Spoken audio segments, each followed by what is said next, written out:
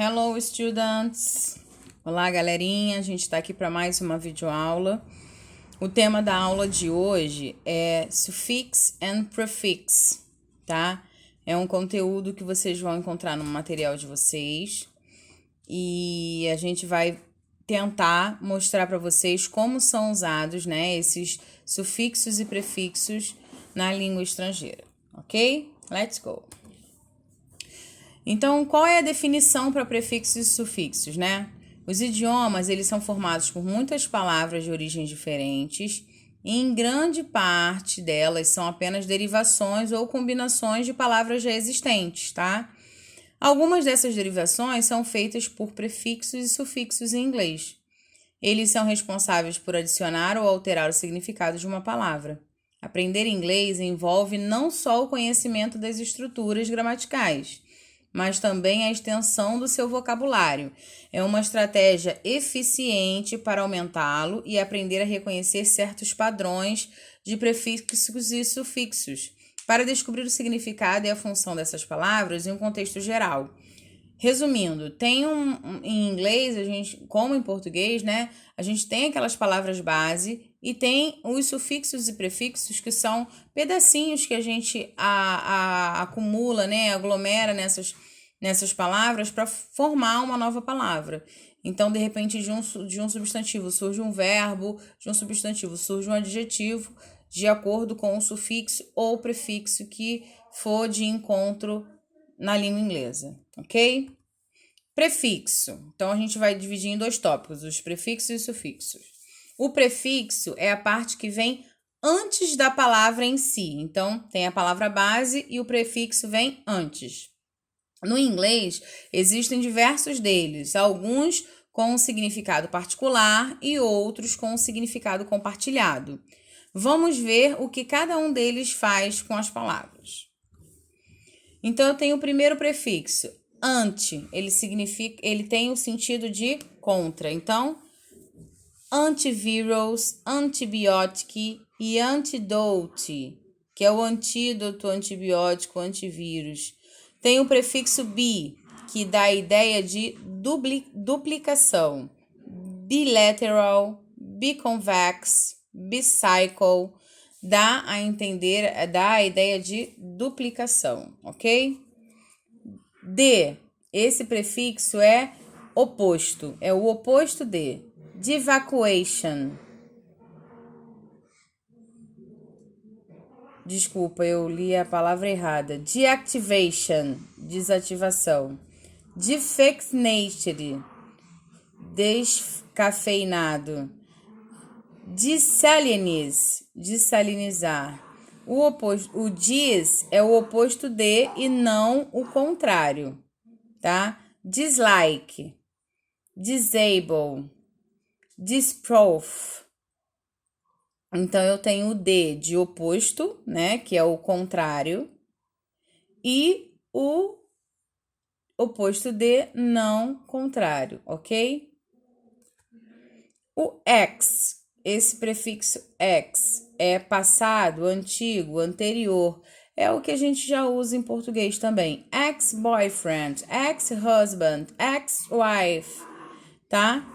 O for é antes de, foresee, forecast, foreseeing. Então, é prever, previsão de tempo, por exemplo, tá? De futuro. Aí eu tenho o prefixo in, eles significam todos eles não. Incorrect, impossible, irregular. E o prefixo inter é entre, interact, intercept, interchange. Então, eu tenho o prefixo inter com o significado de entre. Prefixo non significa não. Non-brevisive, non-nacid, non-allergic, não abrasivo, não ácido e não alérgico. E o pré é antes, assim como o português. Prefix, preschool, precipitate. Agora a gente vai entrar no segundo módulo, que é no segundo bloco, né? Que é o sufixo. O sufixo é a parte que vem depois desse meio da palavra. Da mesma forma que nos prefixos alguns compartilham significado e outros adicionam o significado próprio. Então, o sufixo ele também pode ter um significado comum dele e também pode ser um significado compartilhado. Por que ele diz que ele vem depois do meio da palavra? A gente falou que tem a palavra base e o sufixo vem depois dessa palavra base. Sendo que há casos em que a palavra base ela vem com um prefixo e um sufixo. Então, por isso ele se retratou ao meio da palavra, porque a palavra base fica no meio e você pode ter prefixo e sufixo na mesma palavra. Able e able formam o quê? Adjetivos a partir de verbos, tá? Então, essa transformação aí, ele vai transformar adjetivos de verbos, ok? Acceptable, adorable, affable.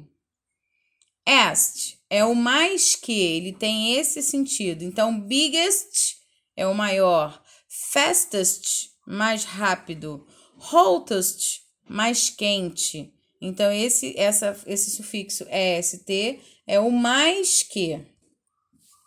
Full indica cheio de, painful, doloroso, useful, meaningful, tudo que tá cheio de alguma coisa.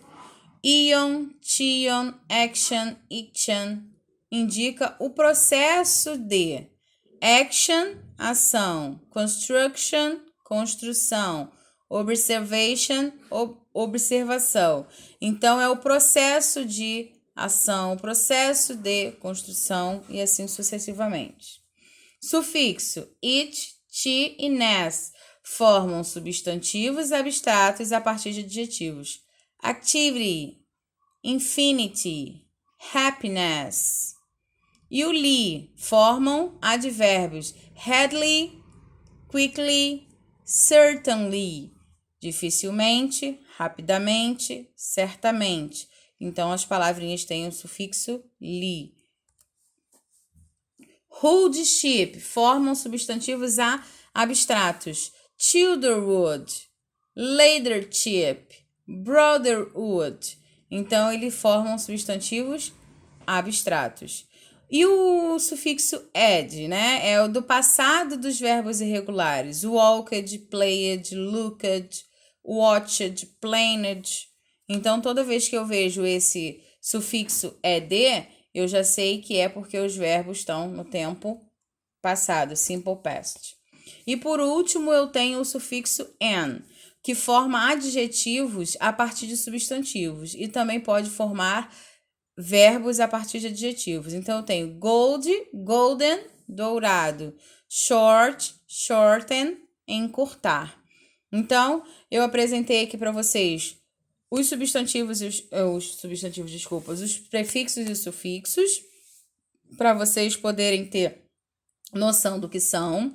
E o que eu quero de vocês é que vocês observem as formações das novas palavras, tá? Porque a gente está visando aqui mostrar a formação de novas palavras, de vocabulário e como que a gente usa, qual é o sentido do uso de cada um dos sufixos. Beijos e até a próxima.